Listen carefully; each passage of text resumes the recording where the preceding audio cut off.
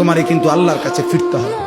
সুস্থ থাকো আর অসুস্থ হও, সুখে থাকো আর দুঃখে থাকো, আনন্দ থাকো আর বেদনায় থাকো, অসুস্থ থাকো আর সুস্থ থাকো, 3 বেলা ঠিক মতো খাও কিংবা না খাও, প্রতি মুহূর্তেই একথা মনে রেখো, তোমাকে কবরে যেতেই হবে, তোমাকে ফিরতেই হবে, ফিরতেই হবে আমি আল্লাহর কাছে।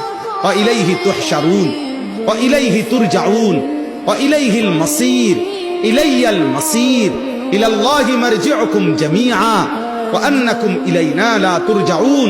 এই আয়াতগুলোর অর্থ এক, ফিরতে হবে, ফিরতে হবে, ফিরতে হবে। বান্দা আমার কাছে আসতে হবে, আসতে হবে। কোনোখানে তুমি লুকাইতেও পারবা না, আড়াল করতে পারবা না। পৃথিবীর সবচেয়ে গোপন ঘরে গিয়েও মৃত্যু থেকে তুমি বাঁচতে পারবা না। 7 তবক জমিনের নিচে গিয়েও বাঁচবে না। আটলান্টিক মহাসাগরের গভীর তলদেশে গিয়েও তুমি বাঁচতে পারবা না। হিমালয় পর্বতের চূড়ায় গিয়েও